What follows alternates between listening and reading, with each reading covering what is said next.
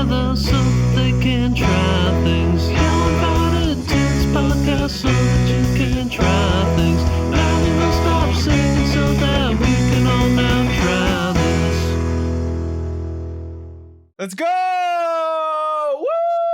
Hello and welcome to Now Try This, the podcast where Nick dresses up while I can't see him on camera. How's it going? Just call me Agent Cooper. Nice. Oh, God, I love it.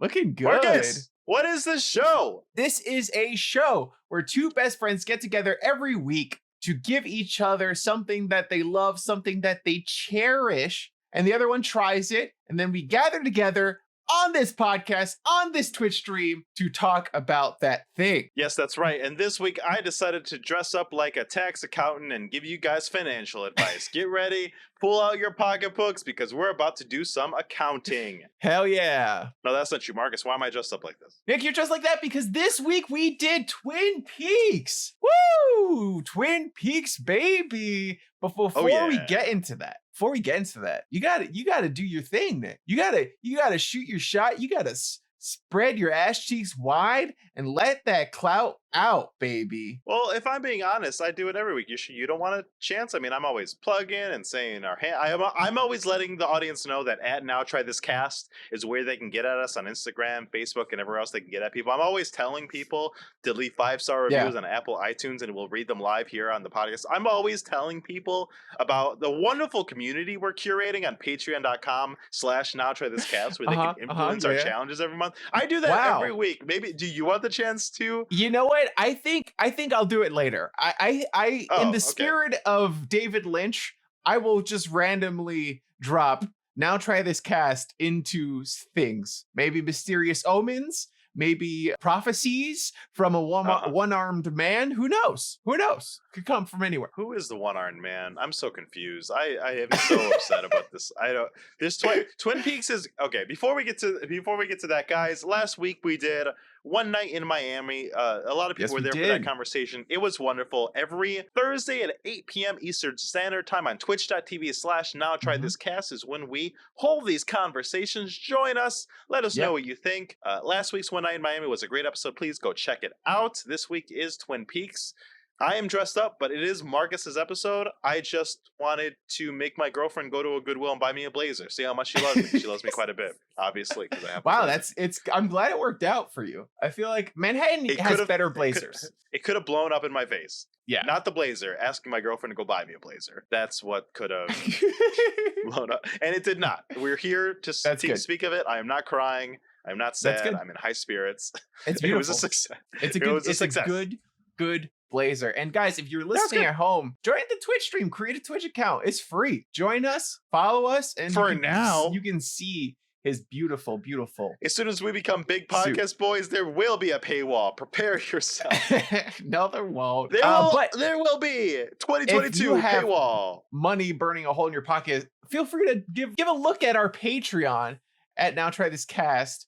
And donate. For $1 a month, you can vote on all future challenges. And for $5 a month, you can leave us suggestions. And if you want to leave more than that, we'll give you your own private stream. Let us know. We are for sale. Just let us know. Drop in those DMs, baby. Yeah, let us know how much you need for us to just stream for one person. The person that, and I know these are derogatory terms, but I'm going to roll with it. The person that finances somebody else is a sugar daddy, and the babies are sugar babies. Sugar mommies are sugar daddies, and then the person that benefits financially from these situations are the sugar babies. What are we? Sugar poppies? Sugar potties? Sugar casters? No, we're just sugar babies still.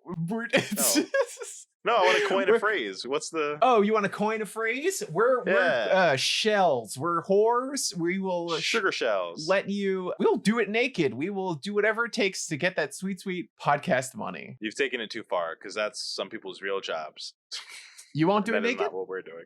How much? I want to know, before we get into the Twin Peaks, how much would it take for you to do the podcast naked? What platform are we streaming it on? Because it can't be Twitch. It's private. It's just like what someone shows up slides into our DMs on Patreon and it's like, I will give how is it this amount of exactly money. how is it phrased? Like, what's the hello? I need to hear the. Are you ready? Here, close your eyes. Yeah, I'm ready. Close your eyes and picture it. Okay. My dearest young chaps, I would love to procure a private stream from both of you. My one request is that you be naked. Money is no option, but if you say too high of a price, I will disappear. No option? Do you mean no? I don't think you mean no option. Money is no option. Money is no option. Object. Money is nothing. Money means nothing. Money means something. Hey, if I got that message, yeah, sure. Wait, how much? How much? I've asked. The question was how much. You have to give him a price. But if you go too high, he's gonna go away. I don't know, just like a month's rent.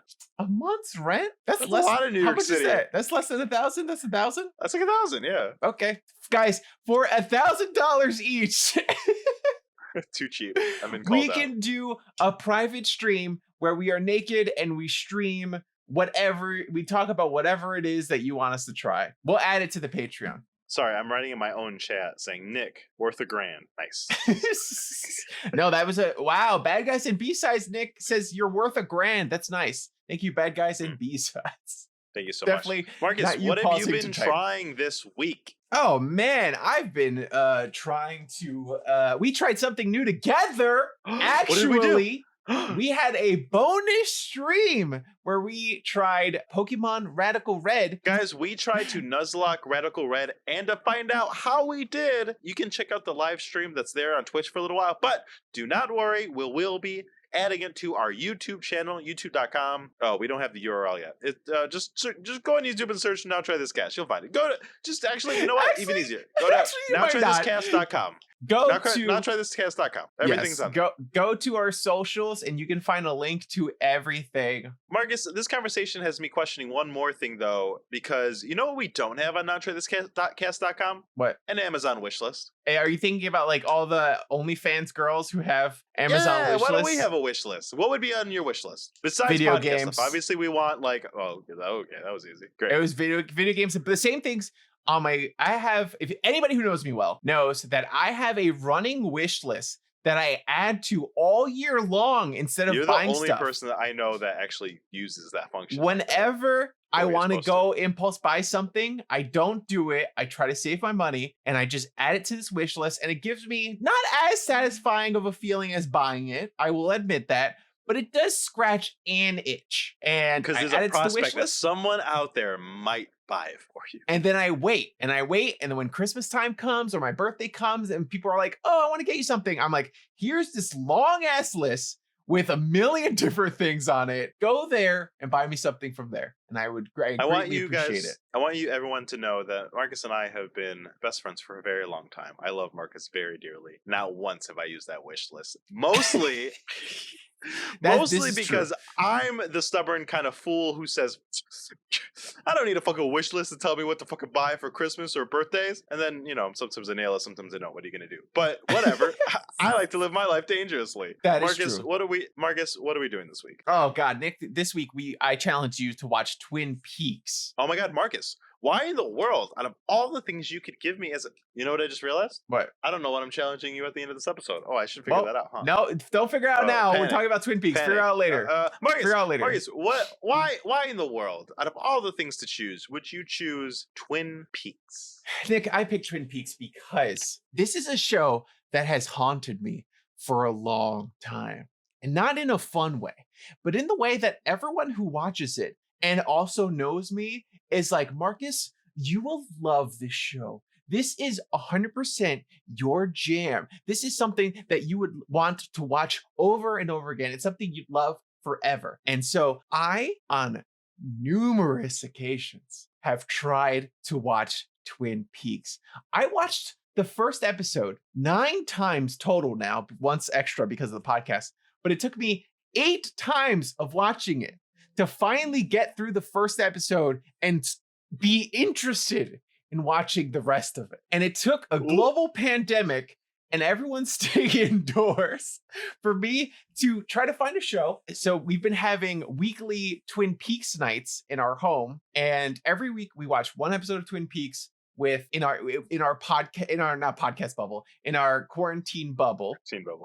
And it's been fun. It's been a huge part of getting us through quarantine. It's been something to look forward to in these crazy times. And we are almost done because they released season 3, which takes place years later. And so we are making our way through that, and we're almost done. But we watched the movie. We've watched like videos about it. We've watched a lot of stuff. There's a movie called Fire Walk With Me. Okay, before so we have so we have so much to talk about it, but can you do me and our listeners a huge favor and go through the etymology of the show, because you just said something that I didn't even know. I didn't know there was a movie, so I obviously know very little. So there's a lot to talk about this movie. I mean, about this TV show. It all started in 1990. No.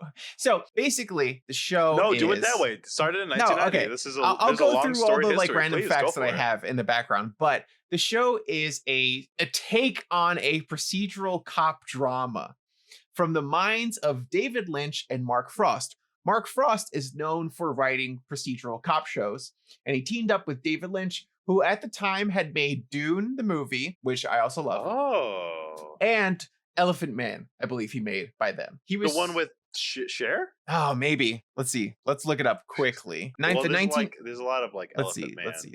The weird one, not the fun one. Oh, I'm thinking of the fun one. In 1980, Elephant Man with Anthony Hopkins. Oh, I'm thinking of the 1985 Mask, who suffers from Elephant Man syndrome with Cher. Great movie. Great movie. But there's a great scene where there's a blind girl and she's like, describe to me the color orange, and he's like, sorry, go on. So he directed the 1980 Elephant Man. He directed Dune. He was sort of disenfranchised with Hollywood already, and so he teamed up. 2 movies, fucking suck it up, bro. 100%. And he teamed up with Mark Frost to make a TV show. And a lot of times people will say Twin Peaks, David Lynch. But Mark Frost was a huge reason that Twin Peaks made any kind of sense at all, and that it got the success that it did, because it had the mystery, it had its basis in something that was familiar, in order for David Lynch to then take it off the rails. So together, they made Twin Peaks. Mark Frost was a writer on $6 Billion Man, Hill Street Blues, The Equalizer. Okay. Yeah. Okay. This show, it's a weird combination. I looked into it, and I wish the story of them meeting was more interesting, but it's really just like, they're agents to each other and they just had a meeting. That was nothing really interesting. But they were fast friends and they hit it off, even though they were pretty different people. David Lynch was an artist originally, and he went to art school and tried to study art. And then he got into films because he was like, art isn't enough. It doesn't tell enough of a story. And so he was like, what if art could move? I would argue not to do David Lynch films, but please go. Please. You haven't watched enough.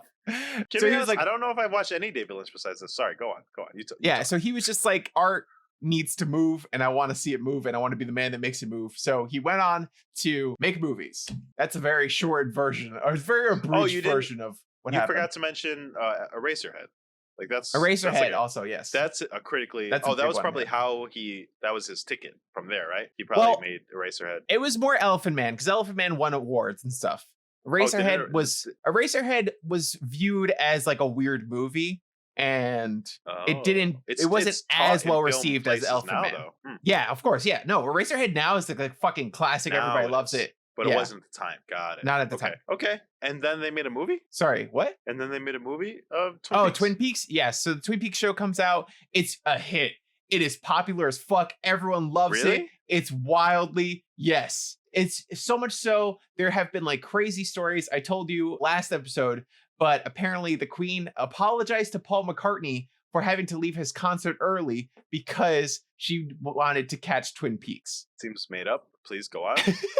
Who knows? It's wild. It has incredible success. It's managed to get a bunch of like celebrity cameos and stuff like that on it because it was just that popular. And actually, a controversial opinion of mine is that I think that its popularity might have ruined the show a bit. As you're watching it, you can tell that affected the show? Yeah, because what happened is David Lynch had his vision for the show, what he wanted to do, and then he was facing pressure of constant cancellation. So he had to kind of like make up cliffhangers that he then was going to resolve later on. And then the show also only lasts 2 seasons. Yeah, but it's not getting canceled. It was a week by week thing. Shows came out differently back then. So you're working on it the whole time. It's not like you finish the season and then release it week by week. You're still working on it as it's airing. They don't do that now. They do that. They still do that. I guess some shows do that, but it's less rare. Right now, like you just have the whole season can come out. Wait, but it's so popular. Why did it only last 2 seasons? Well, because the popularity dropped off slowly as the show went on because people wanted to know who the killer was immediately. So people were like desperate to find out who the killer was. They wrote petitions to like force David Lynch to say who the killer was and all this stuff. And so eventually he was like forced by the company and by the fans to reveal the killer way earlier than he like planned on revealing the killer. So then he was left with like a whole nother season. Like he revealed the killer earlier than he expected. So he was left with a bunch of episodes that he had to write shit for. I think he ended up leaving the show in the middle of it. It like has a complex history. And it's still viewed as one of the best TV shows of all time. 100%. And years later, he got the chance, thanks to Showtime, to be able to continue the show and make new episodes. Okay. So, right. Glad you cleared that up. Because obviously I was wanting for questions, but you... Oh boy, that made it super clear now. Now I know what we're dealing with. Oh my God. It's not your fault, It's David Lynch. You're not going to know what you're dealing with. You did a great job. He is an artist and he's got a big brain, okay? I'm so sorry. People who love Rick and Morty, okay, and can truly understand Rick and Morty, those are the only people that can understand David Lynch, okay? That's all I'm saying. Okay, Marcus, let me tell you my experience with David Lynch. That was good. That's it. I have never watched a David Lynch thing in my life. I've never watched Elephant Man, Dune, Eraserhead, Mulholland Drive, none of these shits. I'm very excited I watched Dune first, then I got into Twin Peaks, or maybe I don't know. I watched one of them and then I watched the other one. And I love them, and I'm excited to continue diving into David Lynch's filmography. If you ever give me Mulholland Drive, I'm going to quit this podcast. So, why? So, Marcus, my experience with this show is I have heard about it as being the best TV show ever. It has a reputation beyond itself. It is a part of the zeitgeist. That is it. I've only ever heard of it. I know that what's-his-face from Desperate Housewives... Kyle Maclachlan is in it. You know him from Desperate Housewives? I hate you so much. He was on that show for way more seasons than fucking Twin Peaks. What? But Twin Peaks was more important to maybe TV. To you. How many more people watched? Who do you think watched more? Who do you think has the higher view count? Desperate Housewives or Twin Peaks? Tell me that. Twin Peaks. Absolutely not. Desperate Housewives was a fucking phenomenal. What are you going to base it on? What are you going to base it on? Okay, I'll fucking look it up. I'll look at You can't look it up. No, stop looking things up. We gotta go. We gotta get into the episode. There's nothing to get into. So my experience with David Lynch. Hold on. I got it. Okay. There's this show. Hold on. I'm gonna tell you why I like this show. I told you about the show. I didn't tell you why I liked it. Okay, and I want to get in. I was gonna ask you why you liked it after I told you my experience of it. Okay. Well, I'm skipping ahead because we're fighting. Oh, okay. Go ahead. I like this show, Nick, because it took me 9 times of watching the first episode. That's like Belle and Beauty and the Beast explaining I finally love the Beast because I've been stuck in this castle so long. Stockholm Syndrome is the reason I love Twin Peaks, baby. No, I made it through and I found myself laughing so much at random moments that I'm not sure if I was supposed to laugh at or appreciate. There were so many good moments. There's so many memorable lines. All of the characters are just like so much fun. I love it. We got $1 and a note, but the note went away too fast. I'm sorry. Thank you, Mr. Hall. Oh, thank you, Mr. Hall, for your donation. I think you said we're like 20 minutes into the episode, and now we're getting to Twin Peaks. Sorry about that. Hey, if you came here for a Twin Peaks talk, you came to the right place, because that is what we're supposed to be doing. Okay, Nick, start us off. Yes. Episode 1. So that was all I knew about the show. All I knew was that it's fucking weird. And here's the thing, Marcus, I like weird things. You know I do. Do you? I like... Sometimes you say you like weird things, and then every time... No. Sometimes you say you like weird things, and then every time it's like has to be situational, which I understand. But that's different than liking weird things. I think liking weird things, I think you're encapsulating dumb things with weird things because what? Like, so this I don't know. Is this a dumb or a weird rubber. thing? Where does this fall? I like rubber. Rubber's weird. Rubber's dumb. Maybe I like dumb things and I don't like weird things. Maybe that's what it is. Fucking, what was PG? What was Psycho Goreman? Is that weird or is that dumb? It's a dumb weird thing. Oh, see, that's too much for me. Yeah. So, okay. So I also let you know that I watched all this show with my girlfriend, and she was not happy about it. But I thought she loved the Queen. So, the Queen loves Twin Peaks. I'm just gonna say that. I think Lexi. That's why she was open to it, and I used up all my good clout. I got it. So the show starts with the fucking God damn it! I don't even know where to start. So the show starts with this fucking emotional homage to like a foregone part of America that's like weird fucking music and like birds and sawmills. And I'm like, can I be honest? Yeah. I'm gonna be super honest. The first 20 minutes of the show, I liked it. I was like, what's happening? Why is this weird homage to old America? You get to meet exactly what it is. This country bumpkin that's like, gone fishing. That's the first line of the show. That's the first line that anyone says in the show. Gone fishing. To say he's about to go fishing. And then he says, and then as he's like looking out at the water, he's like, the longhorn foghorn blows. And I'm like, okay. And then he finds a dead body wrapped up and the cops come and wrapped all this beginning. In plastic. I think the premise of a show of middle America, I mean, it takes place in Washington, but it's kind of like middle America, right? I'm gonna keep saying that's the intention. America. The intention was middle America, small town, murder. Right. I don't know why they didn't put it in middle America. Washington is in middle America. Anyway. Well, I actually have the answer for that. It was because of the studios. David Lynch wanted it to be in a small town, and it was supposed to be like the town's population was supposed to be about 1,000 or something like that. Like he wanted a very, very small town where you could literally meet everybody in the show. Exactly. So the studio was like, no, that's too small. You need to make it bigger. And he was like, why? That's stupid. And they're like, no one wants to watch a show about a small town. And he was like, yes, they do. And then so they were arguing, and they won in the end. And so they made the population of the town 51,000. So I kind of think he put that scene there as like spite, because he obviously see that there's not that many people in the town. Yeah, 51,000.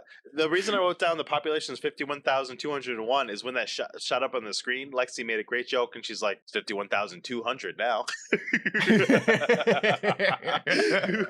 good. That was a good joke. We have in the chat, what Mr. Hall said was that we're 20 minutes in and still have that wait music before the podcast starts stuck in his head because it's so catchy. It is super catchy. Thank you, Mr. Hall. Shout out to Mr. Hall for that wonderful comment. Marcus curated the music. Good job on you. It was honestly too catchy not to make the start theme music. So this show starts with all this good faith, right? About what you're going to get. You're going to get this murder mystery with weird, quirky people in this small town. And the show starts off that way, right? It starts off that way. You meet all these people. You're meeting all these like connections, like this person is married to this person sleeping with this person knows this person, and you're like, okay, I get but somewhere along the way in the first episode, and then definitely in the second, and then fucking so much so in the third, this show falls under the weight of itself because it doesn't want to say anything about anything. So scene after scene after scene, more and more nothing happens. But why is it nothing? By the end of the third, it's literally. What do you mean nothing? It's literally like a woman comes home, and there's Marcus. If you're telling me that I'm supposed to care and be entertained by 5 vignette scenes interlocked in all these episodes about the quietest drape runner in the world, then you are fucking crazy. But what am I supposed to take away from this show? What do you mean? What are you supposed to take away from this show? I'm supposed to take away a murder mystery. It's supposed to be a murder mystery. This isn't a murder mystery. It's great. Oh, man. It is a murder mystery. Okay? The show doesn't care about the murder mystery. Nick, do you know who fucking murdered her? No, I don't. But the show doesn't care. It doesn't care. And if the show doesn't care... The show wants to introduce you to all these wonderful characters that are in the town who are both curious, okay? And they're so and they're interesting and they're fun and they're quirky and weird. And some of them are charming. Some of them are fucking strange. And you're wondering what the fuck's going on. That Marcus, I can't believe that you heard the lady talk about her drapes and you were like, no, I'm good. I don't care about those drapes. How dare you? How dare Marcus, you? there are some scenes like you're describing, but this show also has tons of scenes where, like, for example, in the third episode, the guy on the motorcycle and the best friend to the murderee are sitting on the couch talking about nothing, about how nice it is that they like each other. There's a 4-minute scene about You've never had those moments? That's not relatable? You don't sit on the couch, talk to your girlfriend about how much you guys like each other? Oh, I love you, baby. I love you too, baby. That's relatable. Yes. That's relatable as fuck. It would be relatable if the show wasn't a murder mystery noir show. There's time for all of it. There's time for all of it. No, there's not. There's only 8 episodes in the season. There's time for all of it. You gotta pace out the mystery. So that's what I'm saying. There is no. Okay. So okay. So what about the letter under her fingernail? Huh? What's that? That's a mystery. I feel like pacing is something for me that's like so crucial in all entertainment. This show, David Lynch doesn't know what pacing means. I get that. The show doesn't ebb and flow. Those quiet moments are necessary, I think, in a good show. They're like so important. Yeah. Like the moments of fucking in Invincible when the guy is just talking about how he's connecting to his son. So necessary when there's a big bombastic fight coming, right? That's pacing. This show, it doesn't ebb and flow. It doesn't flow. It just ebbs. Or hold on. Okay, I'm gonna explain something. I'm gonna explain a little bit more. Because I need to really have everyone at home understand my relationship with Twin Peaks a little bit. Because I need you to, because I don't want to just shit on the show for now. The show is not conventional at all. That is why it is just such a it's based in reality, but it is so not realistic. The way the acting is, and some of these people are good actors. Like, they have good actors on the show at points, and you can tell that they are intentionally acting off, you know? And there's so many things about the show and the world that's off. And I do feel like that's intentional because later on you have like good actors on, like you have Naomi Watts in an episode in the third season, and she's great. I mean, she's in more than just an episode. Yeah, it's magical realism, and it's I have a lot of things to say. Finish. It's so interesting. But I will say this. One of the episodes I hate the most, not of the show, but of all TV ever, is a Twin Peaks episode. I hate it. It made me actually angry, and it made me so mad that I wasted my time watching Twin Peaks. But at the same time, I can't help but love the show. I don't know what it is about the show. Maybe it is Stockholm Syndrome. Maybe I've just been captured in my apartment alone and I've gotten a little mad. Okay. And now I love Twin Peaks.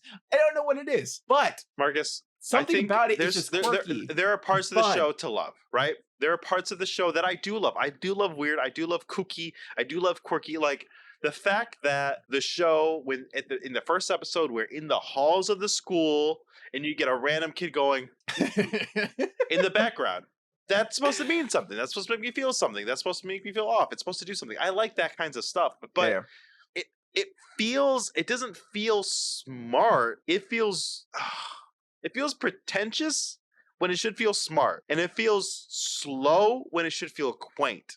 What's an example of a smart show, though? Just so I have like a reference. I mean, Invincible, smart. We just did that show. I guess that's not like an intellectual show, though. You're not thinking about anything. It's just superheroes punching each other. Show. You know what I mean? Intellectual show. An intellectual Newsroom. Thank you, Lexi. That is a wonderful example. But that's just a show about current events. That's like. Have you ever seen it? No, I haven't. But this was what I mean. It's not a show about current events. It's about like the world. It's about like thinking. That's still a regular show. It's not a show that is attempting to portray magical realism or have prophecies in it and have fantasy involved in the show. It's just Yeah, There's but the nothing show, else like this. But here's the thing: that maybe that's where the show is going, right? But that is not what's in the first 3 episodes. It's not like setting up. There's a cult. It's not like setting up. There's like magic going on. It's like purposely putting its middle finger in my face when when it gives me something interesting, like, oh, is it about to be I don't know. It didn't talk about it for 2 more episodes. I don't. Are you not going to mention the coconut again? Like, what do we? Okay. So you leave me with an interesting character, an interesting doctor that seems like he's having an affair with his client who's in high school that might be a murderer, who's weird and kooky and like listens to the tapes, and then he's just not in the next episode. What is the show? That's not how you do that. Okay. So I will say this. David Lynch, I think, is crazy, but in a way that I like in an artist. I like seeing content from people I think are a little crazy because they do you just have another example? open up your Not to put you on the spot. Well, I think the guy who made The Shining, he's a little crazy. What's his name? Lindenberg? Kubrick. That's not right. Stanley Kubrick. Kubrick. I like people that pour themselves into their work in a way that makes them like crazy. And drives them mad. And I like seeing that portrayed on film. And that is not a thing that's always available because everything's so procedural. Everything's just the same. You know, people are just trying to make money. So they lose art and they don't always lose themselves in it in an interesting way. And I think that's the fun part of television and movies is that you get to connect with artists in a just a different way that you don't always get to. Yeah. And so I think go ahead. There's a part of that that's in this film. And I mean, I listened to just a lot of video. I watched a lot of interviews and stuff like that, trying to figure out more about David Lynch and how his mind works. And honestly, like I said, I do think he's a little crazy. There's a character in the show called Bob, and you've seen him. Bob? He's the guy that was like standing behind the bed frame, like peeking through the bed frame. The vision of him? We've only seen him in visions? Yes, we've only seen him in visions. So Bob, here's a little behind the scenes story of how Bob became a part of Twin Peaks. I feel like you're going to make me hate this more. Maybe, but I love it because it's so weird and only a crazy person can make the show and I love it. So he was the set dresser for Twin Peaks and they started filming and he was fixing something behind the bed or behind the dresser or whatever. And he got caught on camera and David Lynch went, I like the way that looks. He ended up in the mirror or whatever by accident. And he liked the way that looked. So then he integrated him into the show. You're describing everything about why I hate this. And he was like, I like him. And he seems creepy and weird. It's just, there's so many actors that got put on the show because he was like, I like him. Or he thought it'd be funny if like this actor that he liked when he was a kid was on the show. Shit like that. So I think you just described exactly why I hate the show. Great. Perfect. Thank you. So I think that I like that kind of art as well, right? I like going to see I'll go see a black box theater show where like the main character is gluttony and the other character spits in his face because he's capitalism, right? I'll see that, whatever, sure, fine. Like, give me your artsy shit, fine, whatever. Okay. But I'm not gonna fucking sit here and like devote tons of time and stuff. So just talking about magical realism, right? Like, I think a show, a procedural, a murder mystery that like includes this other stuff that's weird and random and hasn't been done before, I'm so here for it. But I can tell there wasn't a plan, and I didn't want to say that because I didn't want to be insulting, but you just described to me that there wasn't a plan. I can tell you 100% there was no plan. I hate that. I hate that so much. They were writing the show and they were like, who killed Laura Palmer? I hate that. That's why Force Awakens sucks, right? That's why you can tell when you're watching Force Awakens, there's no stakes, there's no Force heart, Awakens there's no sucks nothing. Because it's a copy of a movie and there's nothing in it. I do think that there's passion in this. And this I don't is a think it was just copy made of for procedurals, and they're changing it just to change it. They're making it weird just to make it weird. I don't think it's just to make it weird. I genuinely don't think David Lynch is capable of making a normal movie. Like 100%. I would bet $1 million that he is incapable of making a normal movie. PR Romeo in the chat just said Twin Peaks is a show for devising theater people. 100%. Yeah, 100%. Oh, Force Awakens is still not. It's definitely not better than the prequels. Get the fuck out of here. It's not better than the prequels. Disagree. Yeah, prequels are fucking art. Yeah, fucking. The fucking new movies have turned me into a prequel boy, and I fucking hate it. 100%. I rewatched the prequels like a couple weeks ago. and not bad. Not bad. They're bad, but they're like, but something's happening. But something's happening, exactly. The story is progressing. Lore is being added. But when you said magical realism, I was like, you're right. There is some kind of magical realism show, but why don't I like it? And I was trying to think of an example of something else that I like that did have magic realism. And I remember the 2014 Oscar movie Birdman. I think that's a great example of a movie or show that takes something and there is magical realism embedded in it, where you're not sure if he's going crazy, if he really is talking to his alter ego. Like there's this like, you don't know what's going on kind of thing. It's magical realism. I do love magical realism, and that made me remember it. The reason I think I don't like this is like it doesn't feel like sometimes it feels like there's so much going on that there has to be a plan. There has to be a veil that's going to be lifted, that I'm going to learn something, and then more time goes on, and then more time goes on, and it's not only me that has forgotten about that thing. The show has forgotten about that thing. So, like, for an example, in the first episode, to be fair, you have only watched 3 episodes. Just for everybody at home, I've watched listening, a third of the first season. That's a third of the first season. You watched only 3 episodes. That's less than a third of the first season. No, that is a third. No, the first season's only 8 episodes. 8 episodes. More. I've watched more. I've watched more, and the first episode's twice as long. Okay. So I've almost watched half. But you don't find any of it charming or fun or endearing? What do you think about Coop? Do you hate Coop? Don't tell me you hate Coop. Cooper? Yeah. I'll get to him in a second. So just for an example of where my headspace was where I was watching this first episode. The first episode, as you're talking to the mom about the dead girl, behind her, this is so dumb. This is why I fucking hate this show. So behind her are 2 articles of food, and one of them is a box of Captain Crunch that has been renamed Crunchies, and one of them is a box of Quaker Oats with the normal guy on it, but there's a label over that says cereal. So I'm over here thinking, okay, so the show is obviously about a serial killer, and David Lynch is like putting it in my face, and there's like extra like things happening, but like the fact that the cops are always eating donuts, not to a comical I love it degree so much, not to a comical degree. It's to a degree. No, it's past that. It's like trying to say something is like what's happening in my head. So like, oh, is this a commentary? But then it just keeps happening so much that I'm like, is this a joke? Am I a joke? Is this something? You know, by the end of this 3rd episode, I'm being driven crazy by these details that at one part seems so important and so smart, but at the other part seems so random and so dumb. And I'm like, am I supposed to laugh? Am I supposed to be angry? Am I supposed to figure it out? Yeah. You're describing Twin Peaks. You did it! You understand Twin Peaks. You won the podcast. Good job, Nick. Congratulations.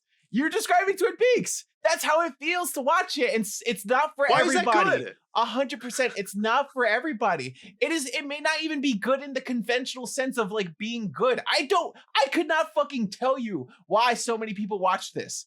I watched this show and I'm like, I don't understand why it was popular. It should not have been popular by all accounts of what people like based on every fucking study, every algorithm. This should not have succeeded the way it did. You told me it was popular and I was flabbergasted. I would have sworn it was one of those TV shows that barely stayed on, like Firefly or something like that. It only got a cult following later. For you to tell me that it was popular while it was airing is baffling to me, but it makes sense. In the 90s was the era of irony, and in the 90s people weren't getting good content, so they were craving anything different. So I get it, but I also don't get it. Also, TV at the time wasn't what it is now, right? Like, I mean, it wasn't even until Breaking Bad that like basic cable TV shows got really good. You know? True. Okay. Just because you talked about it, I do want to bring up the fact of the cast in the show. So what's his name? Kyle Maclachlan? Maclachlan. I love him. Kyle Maclachlan, he's one of those actors that I've loved for a long time. He was in Sex and the City.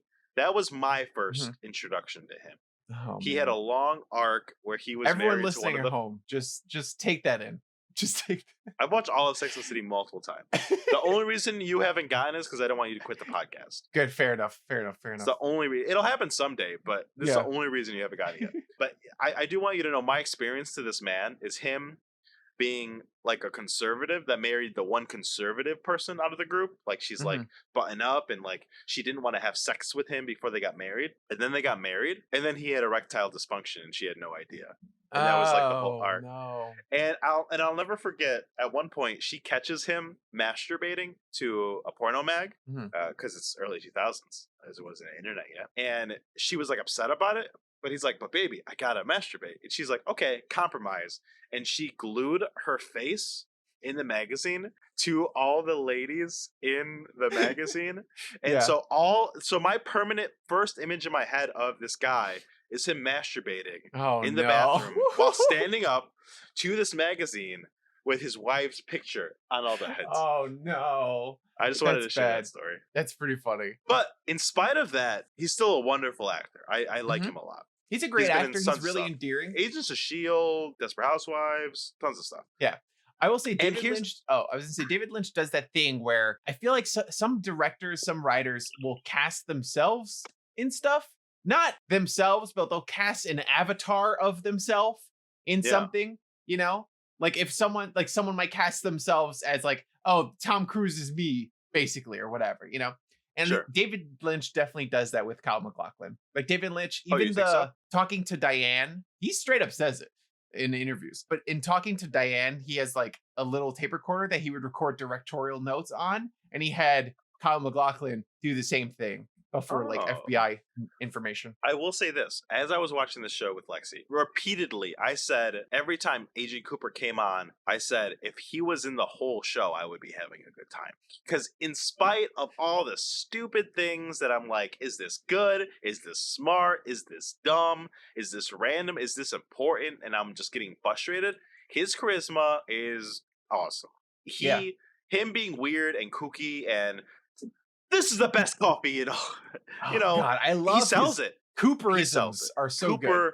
Cooper is so great. Yeah. But honestly, the fact that he's in the show, honestly, so little compared to like I feel like what he should be. I mean, maybe it changes, but like in these first 3 episodes, he's like there, but there's so much time on Laura's best friend and Bobby and the other fucking dweeb that he's running around with. He's a big player, all this other shit. He's a big player, but I would say that he does. There are a lot of other stories going on at the same time. But I wish it wasn't the case. I mean, or all the stories was from his point of view. Here's my view of your viewing of Twin Peaks. Here's my commentary on your viewing of Twin Peaks. Okay. I think you get it, but you haven't been in it long enough. You know, like once you get it, like, is it supposed to be funny? Is it art? Is it smart?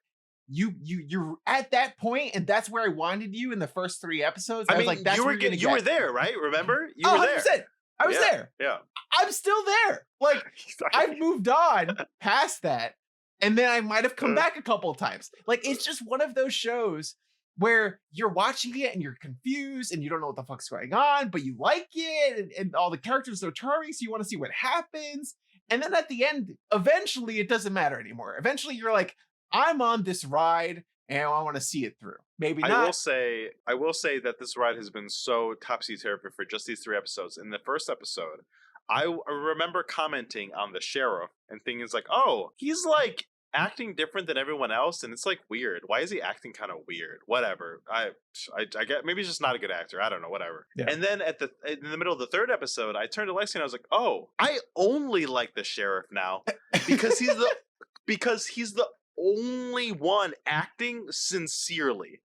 Everyone else is in this weird world where they are rewarded for saying things strangely, and like most of the time it makes you not like them actively. Yeah. But the sheriff like is such like a normal person. He is so that by the 3rd episode endearing. I was like, all right, he got me. What'd you say? He is so endearing. There's just so many characters that are just like likable. I mean, I love Andy, the guy who's crying every time he sees a dead body. Damn it! I was gonna tell you, fucking Andy and Bonnie. I do love them. They're fucking fantastic. They're great. You know, and they have. If a it was whole just relationship. Andy and Bonnie with Agent Cooper and the sheriff, like solving this crime in the city, it'd be a fucking great show. Yeah, no, but also your earlier point though is very true. The murder definitely takes a backseat sometimes to the characters. Sometimes. All the times, I guess. The third episode had nothing to do with the murder, except the one scene. But you know what? Sometimes that's how life is. You know? That's so not, just because someone not gets when you're murdered watching in a your murder town, show. That's not. Sometimes people get murdered. It's more realistic. Sometimes people get murdered in your town and then you forget about it. You're not worried about it. You're like, whatever. I'm going to keep living my life. That's like me telling you to go play a Mario game and then you don't get to jump until the like fucking 3 hour mark. And you're like, that's no. Paper Mario. I never played Paper Mario. But yes. I don't know. I don't know. It's okay. It's okay. It's okay that you don't know. It's okay that you don't. It's okay that you know. But Nick, do you have any predictions about what's going to happen next on the show? Absolutely not. I do not want to play spoilers for this fucking game. It'll Nick, fucking drive me we're crazy. playing spoilers. This is my game. Yeah, I know. I made the game. Play the Roll clip. in the clip. Now try this trivia. Now try this trivia. Now trivia. Now trivia. Now trivia this. And we're back, and I stole your game 100%. I was like, this is the perfect game for this episode. Honestly, I kind of guessed it was coming. Guys, if you want to hear us play other games of spoilers, go ahead and check out our Grey's Anatomy episode and our Gilmore Girls episode. Good. That though, I'm glad you remember which episode we did spoilers on. I don't know how you remember these things. I'm always be plugging. I'm our biggest fan. ABP. Okay, are you ready? Fan. Yeah, does it work exactly how I think it does? It works the same. I'm gonna read something. You're gonna tell me whether it's a spoiler for the show or if I made it up. And you get one lifeline. You get two lifelines. Okay. One lifeline you can ask the chat. Second lifeline, you can call somebody and ask them. Oh, okay. I don't know who's watched the show. Exactly. How busy is Darren? I know Darren's at home. How busy is she right now? She's out to dinner right now. People pick up their phone on dinner, right? Maybe. Who knows? I don't know. Would that be weird okay, if I are called you ready? your girlfriend for my lifeline while she's not home? It'd be pretty funny. I don't think she would know how to handle that. Okay, are you ready? I'm going to call. One of the main I'm characters. not. How many questions are there? There's 9 unless I come up with the 10th one. One of the main characters of Twin Peaks has their soul trapped in the knob of a nightstand drawer at the Great Northern Hotel after coming into contact with the killer of the show. Like the hotel in The Shining? Do you want me to read it again? Wait, did you just name the hotel from The Shining? No. This is the hotel from Twin Peaks. Oh, I didn't know the name of it. Oh. Okay, are you ready? The Great North Hotel? Yes.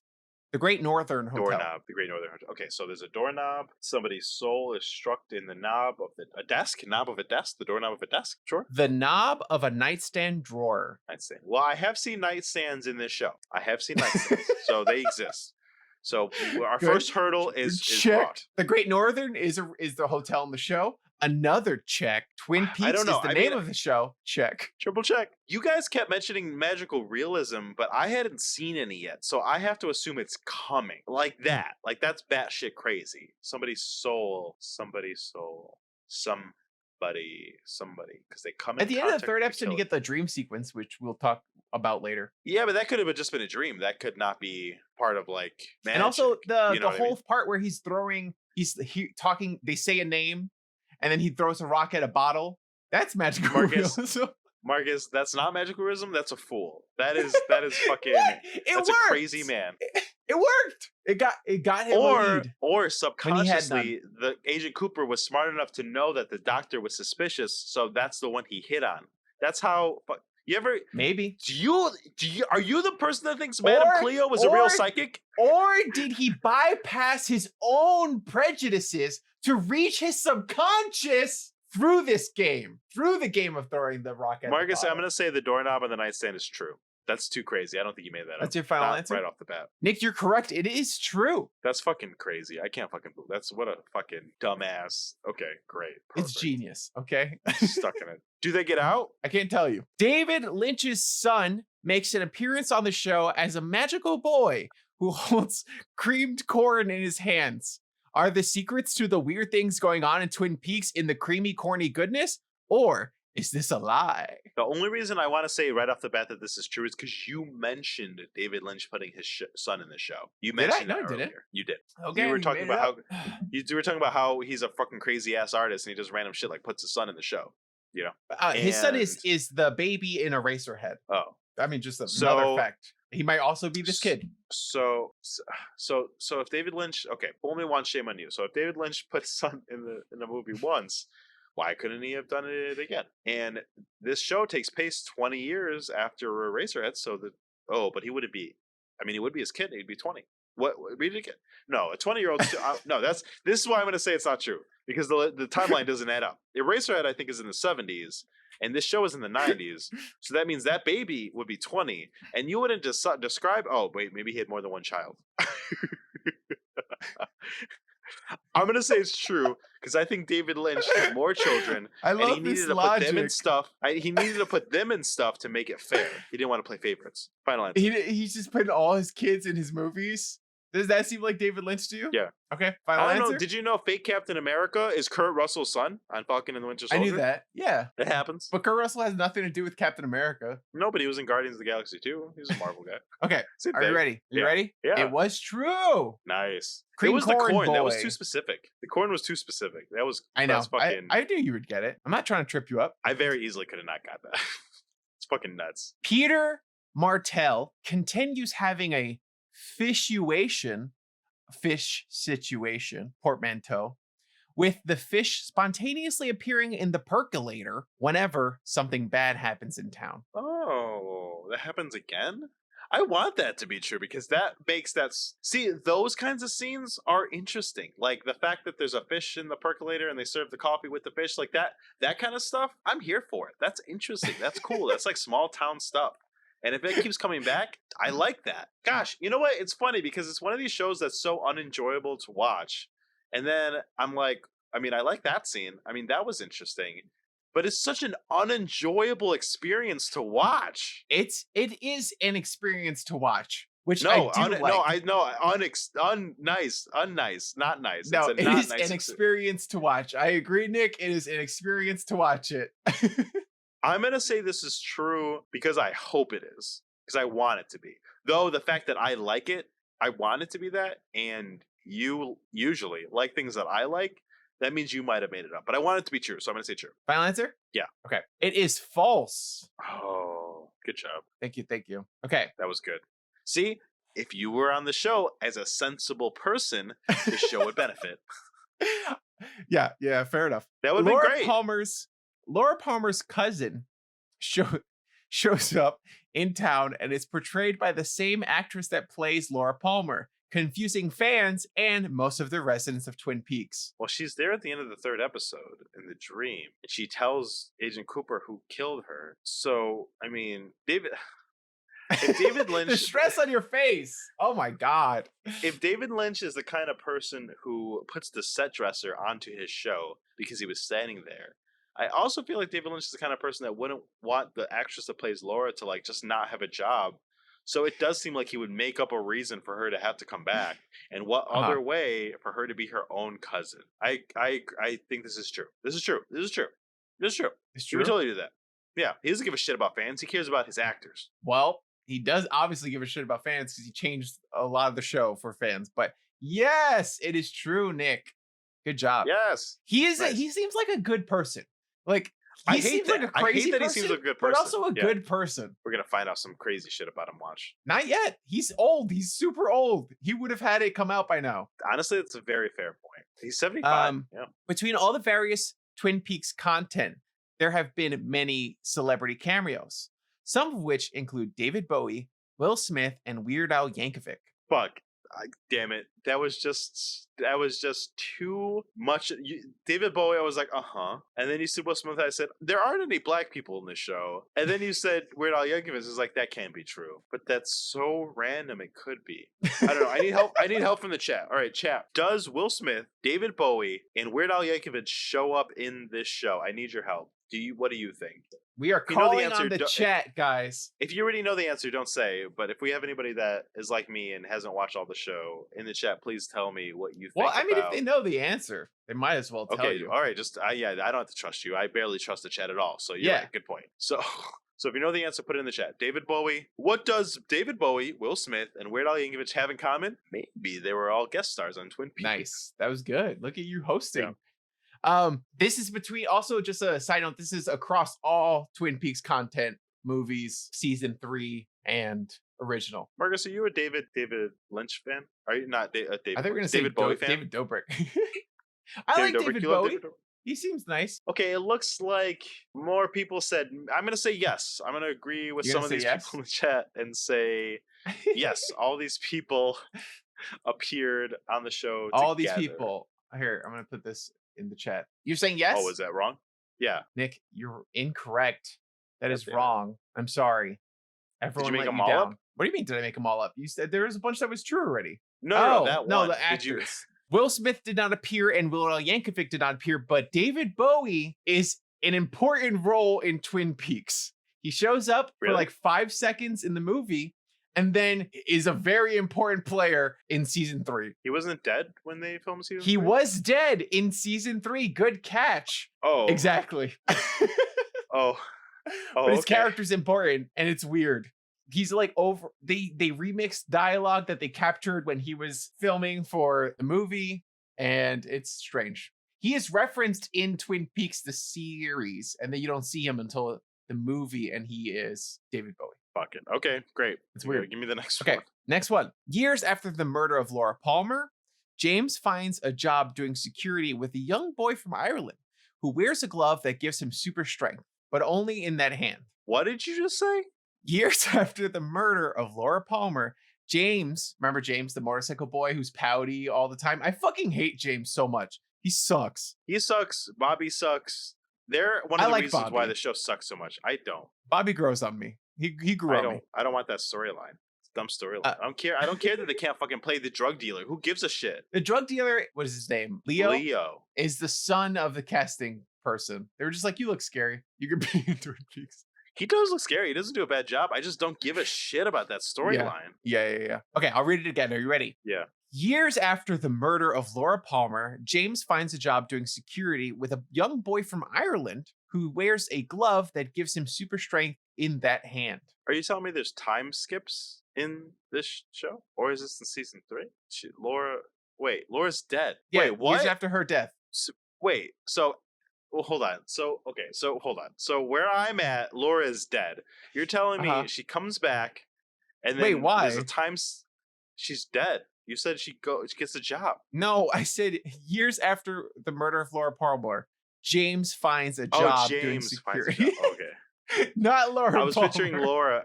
Oh, okay. I was picturing Laura doing a job. James working finds a job security. doing security. Are there superpowers in this? Are there superpowers in Twin Peaks? I don't know. I feel like shit. I feel like this is true only because I feel like David Lynch needed like one reason to have super Oh, strength no, your for audio one cut out thing, for and he me. was like, "Let me just introduce this character There really you are. quick. He's not going to be important, but we can break through the wall during this crucial moment." So I say it's true. You think it's true? Yes. Just a Superman? I want it to be super clear that this show has fucked me up. I thought every single one of these has been true. Okay, I'm think going to it's true. say, final answer? Yeah. Nick, it is true. What a dumb show. Okay, fine, He has whatever. super strength only in the one hand. Useless. Oh, man. And he gets into a bar fight and he punches the guy's like jaw off. And it's wild. No, come on, Lexi. You got to finish the show. Lexi in the chat is saying she's not going to finish the show. Lies. It was the one arm. It was the one hand. Wait, strength that's is season what 3. did You it. don't have to watch season 3 if you don't want to. It does tie up. That makes no everything. sense. Why would we not? Okay. I mean, some people don't. Some people don't count it as part of the main series. They're like, see, Twin Peaks was 1 or 2. You have like people who are just firm believers. Season 3 is not part of the canon. It doesn't exist. Is season 3 good? It is something. It is part of the show. I don't know. I would say so far where I'm at, I'm almost done with it. You don't need to watch it unless you really want to know what goes on in Twin Peaks. Unless you want the secrets. Why wouldn't you want the secrets? Does the show set up all these fucking mystery boxes? What do you want them to be finished? Whatever. Maybe. Fucking this person and J.J. Abrams can go fucking suck themselves off. No, I like it. Okay. I just like seeing all That's the one people of the things but you old. hate the most. Why do you like this show? One of the things you hate the most about J.J. Abrams is all these fucking mystery boxes he leaves No, around. I love mystery boxes. I always talk about mystery boxes and how much I love them. It's what I remembered makes you so always much talked more about them. I sense. couldn't remember the context. I couldn't The remember. context was me liking them. I love mystery boxes. I think it's a great device if used correctly. So you like okay. Lost? No, just because I like Lost, just because I like mystery boxes doesn't mean I like everything that has a mystery box in it. Nick, okay. Read the next question. The log lady's log slowly gets larger and larger with each appearance, eventually becoming sentient and revealing who Laura Palmer's killer is to Coop. That's Marcus. That's so crazy. That's so fucking crazy. But I've guessed true on every single one of these so far. Have you really? No, it's not true. Yes. You got a couple that were right that were false. No, I did not. Oh. I've said true for every single one. Log lady. The log gets bigger. It's pretty good. It sounds right. I'm going to say true. It sounds too right. It sounds exactly what. Yeah, no, I mean, but, you know what? I should probably say false because the last time I said those same words, it was about the fish in the tank thing. And you were like, no, I made that up. I'm going to say it's false. It's false. You made this false? It's too perfect. Yeah, it's too smart. You're smarter than David Lynch. This came from you. Wow. What a weird roundabout way of complimenting me. But you are right. It is false. I like that. Yeah. Thank you. Okay. After traveling to an alternate reality, Coop falls in love with an alternate version of Audrey Horne, who is aged up with makeup. So, it's not creepy that she's in high school. Who's Audrey? The daughter of the daughter of the, yes. But she's wearing makeup, so she's not underage. Yep. That's true. That's just true. Final I don't answer? think you would make that up. Yeah, 100%. That is false. Oh, fuck. What? I'm going to give you some interesting tidbits. Are you ready? During the show, Kyle Maclachlan started dating the lady who plays Bobby and Leo's girlfriend. The girl that eventually is the mom in Riverdale. Guys, check out a Riverdale episode.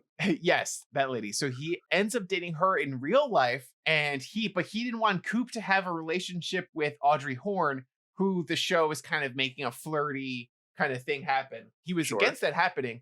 So they changed it and they didn't have him end up in a relationship with her, even though the actress is older than his actual girlfriend who is in the show, also in high school. Is the waitress in high school? Did you never see her in high school? She's always working. I feel like you never see any of them in high school. Oh, maybe she wasn't dating her. I forgot who he was dating. Yeah. Maybe he was dating someone else who was also he might be dating her, but I don't think she was in high school. Yeah. Weird. Okay, final question. Are you ready? I guess I'm ready, yeah. In season 3, which takes place years after the events of the original series, there is an episode that only features 2 events. The first is a concert by 9 Inch Nails, and the second is traveling inside of a nuclear explosion. I'm sorry. I hate that I'm making you repeat these, but I need you to say that again because I feel like I missed a crucial point of what you said. In season 3, which takes place years after the events of the original series, there is an episode that only features 2 events. Only 2 things happen in this episode. The first is there's a concert by 9 Inch Nails, and the second is that you spend the rest of the episode inside of a nuclear explosion. Hold, please. I think Nick is using one of his lifelines. He is looking through his phone to see if he can contact somebody. Who will Nicholas call? Can I be honest? Yeah. I don't have any other friends that are pretentious enough to enjoy the show. You were gonna say I'm your most pretentious friend. I was gonna say that, yeah. And then I realized that's so not true. I just don't know how else to quantify it. I know what you mean. I like the weirdest stuff. I don't think I have any. There's no one that's into like art house. Not that I could fucking call randomly 9:30. You gotta call randomly 9:30. It's for the podcast. All right, let me try it. Let me hold on. Let me try. I'm not gonna pick up. Let's try. Hey, Harry, how you doing? Is that someone pick up? Good. I have. I'm recording my podcast. I have a quick question.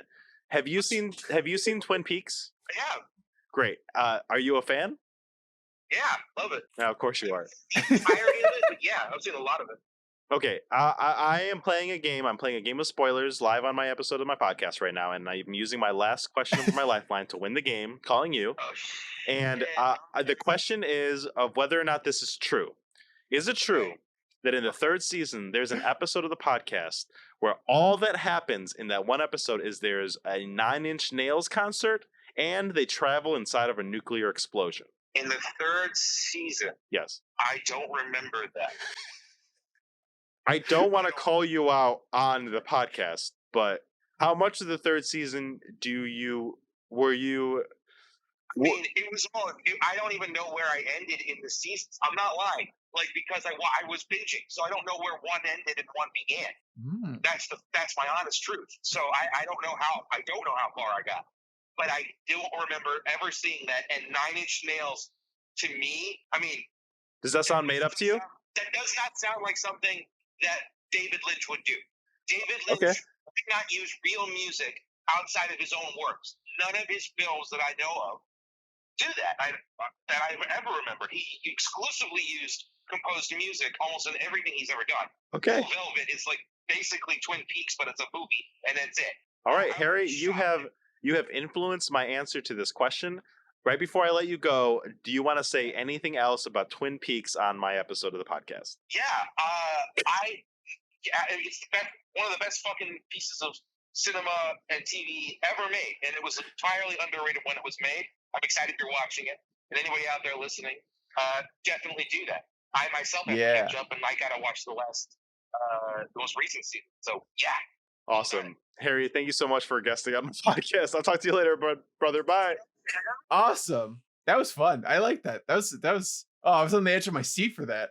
Okay, but ready? I'm gonna go with him. He seems to know this stuff better than me. So it sounded true to me, but I'm gonna go. And we're 4 right, 4 wrong. This is the last one. So I'm going to go with what he said. I'm going to say that this is false, that you made this up. Nick, it looks like you bit the hand that feeds you because Nine Inch Nails is in Twin Peaks. And this episode did happen, and it's the episode I hate the most out of the entire show.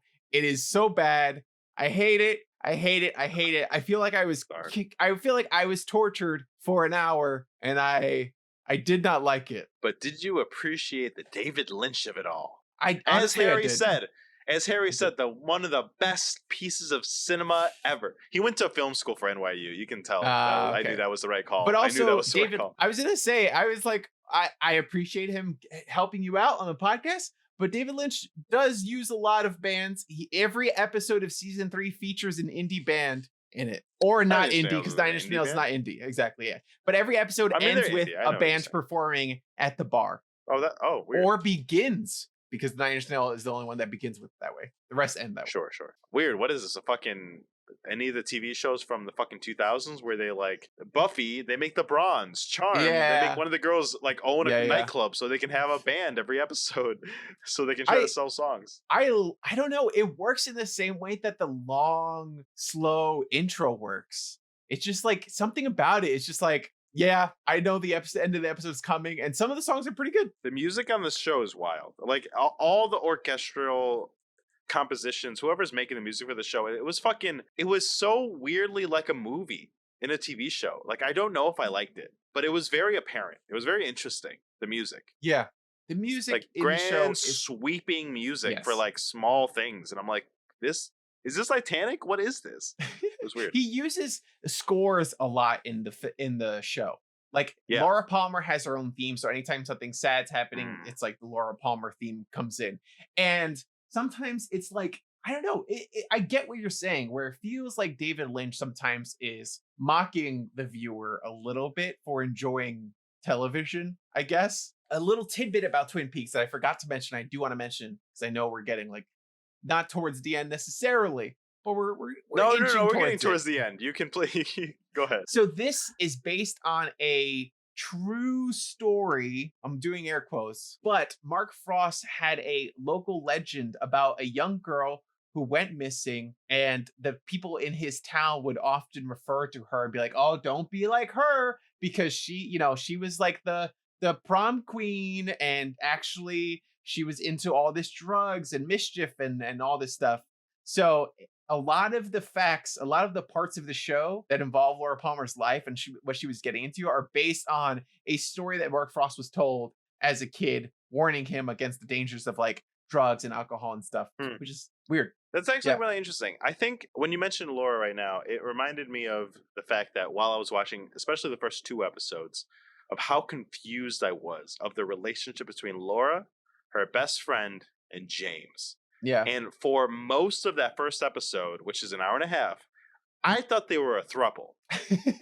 That's understandable. I was so disappointed that they weren't, because that would have been some like weird, fucked up, like they were. I thought it was gonna be like a culty, like sex thing, and it was like all that, like yeah. But it was like, oh no, you were just in love with your best friend's boyfriend, and as soon as she died, oh yeah, there's a really messed up line where Laura, not Laura, God, what's her name? God, what is her name? Not Shelly, Donna. I always forget Donna's name. I don't know why. She's very beautiful. She's a good actress. I should not forget her name. I think it's because they gave her character nothing to do, so she's like the boring character. That's why you can't remember her. But Donna Hayward, I think she might have been the one that Kyle Maclachlan was dating. I'm not sure. But Donna Hayward, she says, she's like, oh, I know I shouldn't be feeling this way, but I'm so excited. I'm so happy. They dated, yes. Okay. She said that she was so happy that her friend died because then she could date her boyfriend. Yeah, right. Yeah. What is this show? It's wild. It is weird. It is a crazy time, but I feel like it's one of those shows that if you stick with it, it grows on you. It kind of gives you Stockholm syndrome a little bit, and you end up loving it and hating it in weird ways. And it can be confusing. Are you supposed to... Is this intelligent? Is this all dumb? Is this a metaphor? What does it mean? One thing I do like is David Lynch doesn't tell you what it means. He's constantly asked on interviews like, hey, what's this? What's that? And he's like, I made the show and I want people to interpret it as they see fit. I don't want to give you an answer for anything. I do appreciate that, because I do hate when, like, who's the director that just made that movie Mother a couple years ago? Fuck. It wasn't Lynch. It was the other pretentious fucking fucker. The one that makes Darren surrealist stuff is Aronofsky. Aaron Aronofsky. He will fucking sit you down and tell you what his whole fucking movie means, and it's fucking annoying as shit. Yes. He's like, 100%. so Mother is Mother Earth, and the other person's God. And then and then he fucking burns someone alive that looks like his ex-girlfriend. And it's like, what is happening in this movie, dude? This is just fucked up. Did you see Mother? I did not watch Mother. I do not want to watch Mother. I've avoided it. I hate it. You should watch it. It's one of the worst movies ever. I've met a lot of people who love it. I've met a lot of people who hate it, and I can't. I'm good. I don't want to watch it. You should definitely watch it. If I didn't hate it so much, I would give it to you on the podcast. I get that. But yeah, I think all these things are interesting to me. I like totally want to know about the one-armed guy, the log lady. I totally want to know why he has this weird connection to Tibet. Why I want to know what these dreams mean. But like, the show is such a slog. Like, it just doesn't feel fun for me at the end of the day. But I will say that a lot of aspects of it are super interesting. I get why people are drawn to it. I think it's just the way I consume media. I accept most things when I watch them. Mm-hmm. So it's like I never feel like I'm wanting for something different. Yeah. Like, if it's done well, I don't care if it's the same thing over and over again. That's fine for me. You know, I'm not one of those people.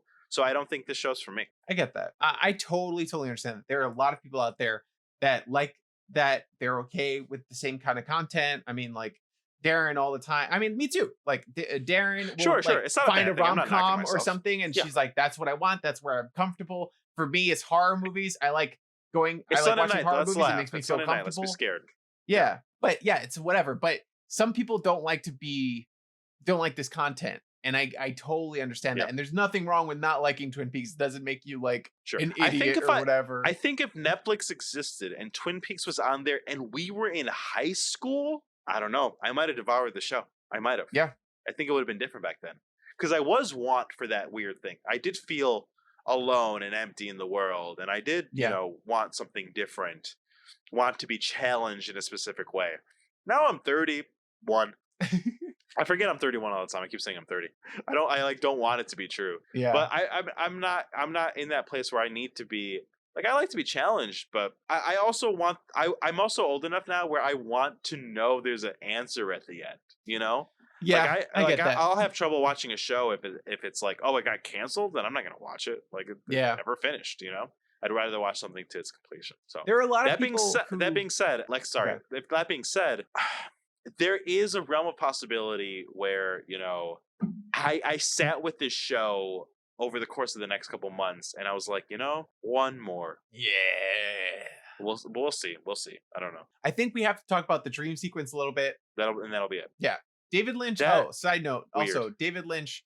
He saw a woman running out of the woods, like in her underwear or naked, and she was like beat up and looked terrified. And he just formed. It was a very traumatizing moment for him, and he formed this whole story. Yeah, I think so. He formed this whole story about her in his head, and that's also a part of where this comes in. There's a woman that runs in episode 3.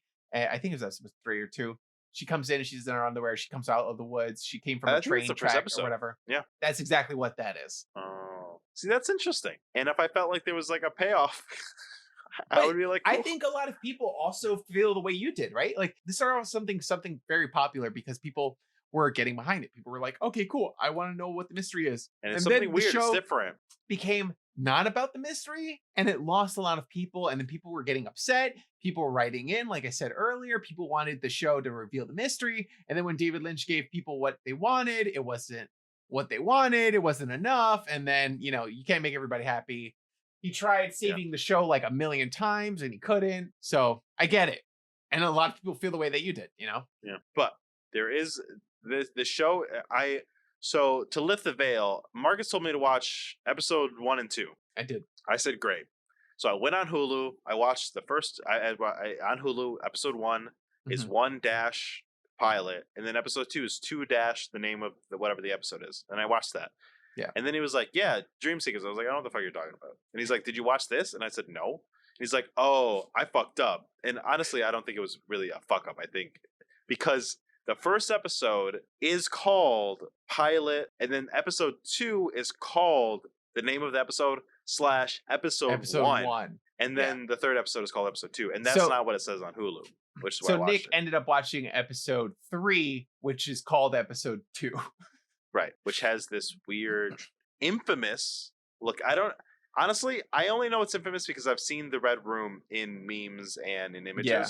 However, I don't know if it's because it keeps coming back or if this is all it is. I don't know. But we can't talk about what I watched, which was Kyle Maclachlan's fucking Agent Cooper's weird ass fucking dream. Yeah. I wanted you to watch the scene. Not even the whole episode, but I definitely wanted to make sure that you saw the scene in context of the show, because the show is already weird at this point, but it's a weirdness that is realistic and relatable. And at this point, it's just fucking off the rails. It's still in a dream sequence, so you're kind of like, okay, maybe it's just a dream. But this is the point where the reality and the fantasy of it start to collide and start to overlap. So I mean, now that I know that that's going to happen, it does make me more interested. I do like magical realism. I do like the mixing between lines. Is this real? Is it not? Is this magic? Yeah. Is it not? Is it coincidence? I do like that. It's weird watching old shows because you don't think about media in the way that it comes out every week. They can change things between episodes. Like a lot of times they're reshooting scenes or rewriting scripts between episodes to appeal to what people are saying. Like there was a lot of fan involvement back in the day. If something was really, really popular, you could voice your opinion and actively change a show, which is a weird thing to think about. Yeah. I feel like that happens a lot in soaps, right? Like they get mad, a character gets killed off, so they come back, or vice versa, But yeah, what am I supposed to? I don't know, Marcus. Fucking tell me what I'm supposed to. Just tell me what I'm supposed to take away from this dream sequence, because I don't fucking know. Who's this man? Why is he David dancing? Lynch, I can't tell you what happens in the dreams. What does it mean? I don't know. We have to interpret I want you that to tell for me what ourselves. When you first saw this, what did you think it meant? I was like, yes, this is what I'm here for. I have made it to the thing that I want out of Twin Peaks. I want the weird. I want the strange. I want to see a strange man dancing. I want to see everyone talking backwards. That is what I like. I like weird shit. I like to feel off. I like to feel perturbed by my media. I want to know. I don't want to know what's going on all the time. I want to be disturbed. And I liked this a lot. I thought that this was a great scene. It was interesting. It was artistic. It was well done. And I don't know what it means necessarily, but within the context of the show, it does make sense. So you're sitting here telling me all these people are super important. Like this guy with the speech about the devil, and this guy who now I know he was a set dresser, and this short man who loves to dance, and this cousin who whispers the secret to him. It all makes sense in the end. It all matters. Is that what you're telling me? I will. It's David Lynch, and I cannot. He does not wrap things up into a neat package where it's like, yes, all of it made sense. I mean, who does? Who that makes crazy content really wraps it up in the end anyway? I feel like everyone loses sight of it. Yeah, Lost, what everyone was mad at Lost for having it be purgatory, but then not purgatory. Well, the reason that was fucking messed up is because it just was purgatory, but it just got so big that wouldn't have been a good enough answer. You know? Yeah, like you can't watch that show and tell me that wouldn't have been purgatory. When it was things go crazy or get so big that they don't have an answer, it's hard to appeal to everybody. I was just watching a show, I think it's called The Outsider. It's like based on the Stephen King book. It's about a murder that happens, but then the murderer dies and the murders continue. So you're like, okay, obviously it wasn't that guy, but the murderer is running around with his face. How does that happen? Is it aliens? Whatever. And I just got bored because I was like, I don't care. Like, it's aliens. Great. I don't give a shit. Why give me the answer so quickly? Or why, like, not that it was aliens necessarily. I guess I didn't finish the show, so I don't know what it was. But something about it just made me, the way it was being presented. If it's Stephen King, it probably would have been aliens. The way it was being presented in such a conventional way, there was nothing weird about the show. It was just like a cop show. And I was like, I don't give a shit. I don't want to watch this. And that's the difference between like what someone would expect of a normal show with weird stuff in it and this show, which is like, it feels like a weird show that's trying to be normal and just doesn't know how to figure it out. It's a weird show that's trying to be normal. That's actually a really great way of explaining Twin Peaks. That's actually really great, I think. It's like a weird person trying to be normal. It's like a weird thing trying to be normal. That's honestly, I think that's really concise. Thank you. That's totally what it feels like. An hour and a half to get there, but I did.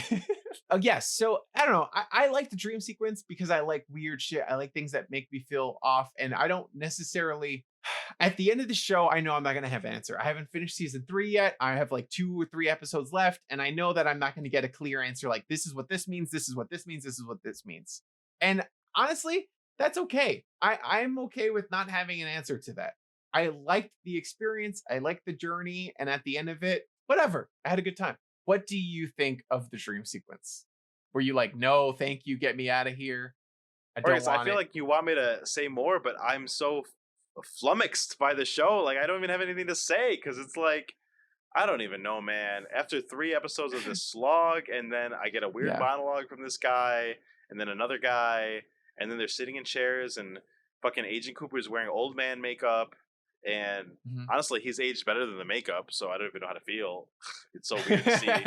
And you got this guy. I don't know. It looks like hell. It looks like it's supposed to be hell. Maybe he's the devil. I thought maybe he went to hell. Like, he's an old man and he's in hell, and he was talking to Laura, but then it wasn't Laura because it was her cousin. And then there was a weird shadow that walked across the wall. And I was like, who's walking in? And I was like, are they walking down to hell? Is this people coming into purgatory? Is he like, is he like fucking blurring the line between life and death to try to talk to Laura? But again, that's not what I thought was happening, because then I realized it wasn't Laura, it was her cousin. And then they were talking weird, so it was like there's a disconnect about like talking to the after, or maybe it was the past and he was in the future. Bro, I don't even fucking know. I don't have a concise thought, and I usually do. I'm usually like, okay, this is what I think. This is what happened. But I'm like, no, not on this but one. I'm like, I don't know. I have no idea. It's so interesting because I feel like that's what the show does to you. It just puts you off. It makes you think. And honestly, I don't think anyone has the right answer. I think it has something to do with like the nuclear explosion tests they did in New Mexico. I think that's what we were watching in the 9 Inch Nails episode. And somehow that has set off a series of events that has introduced magical elements into the world. I don't know what the So this whole show is to tell you that nuclear explosions are bad? Great. Thanks, David Lynch. Yeah, pretty much. The whole show. You succeeded. But, okay, Nick, I'm going to ask you the questions. Are you ready? I am indeed ready. Did you like the show? No. What a surprise! I think shock! I said it. It just wasn't. I was just more angry than anything. I just wanted. I don't need answers to things right away, but I need to know that the questions I'm asking are important. Why?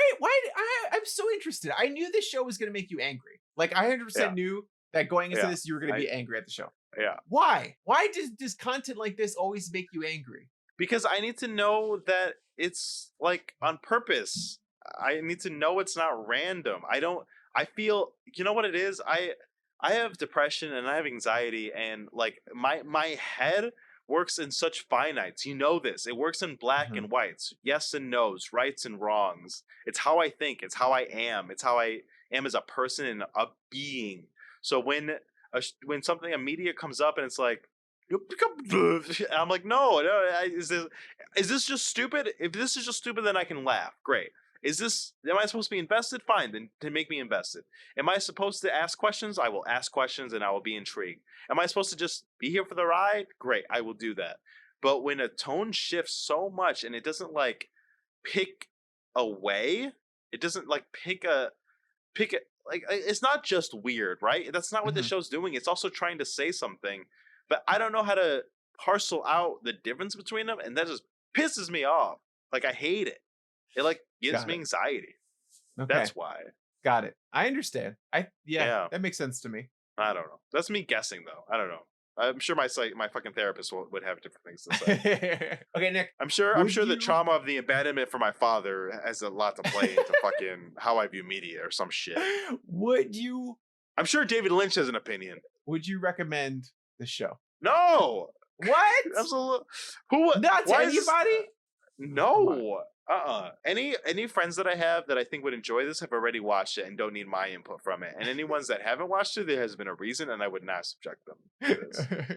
Also, it's just so hard because it's just an investment, right? Like it took you 9 times to get invested, and then it had to be a pandemic, and your bubble had to watch it for you to like get through it. It's just like I like art, I really do, but I like going to a museum for a couple hours or reading a book of short stories or reading a small novel. There's a reason I haven't read War and Peace, bruh. There's a reason. I didn't get the time. I'm sure it's beautiful. I'm sure the pros are fucking great. I'm sure I have a lot to take away from it, but I have to live my life. Yeah. I feel like for me, the major thing about the show is that I have fun watching it. I don't have fun watching most shows. If I'm being honest, like anime captures my funness. I feel like a lot of times I'll be like, oh, anime is fun. But most traditional TV shows, I feel like I'm not having a fun time watching them. I'm watching them for different reasons.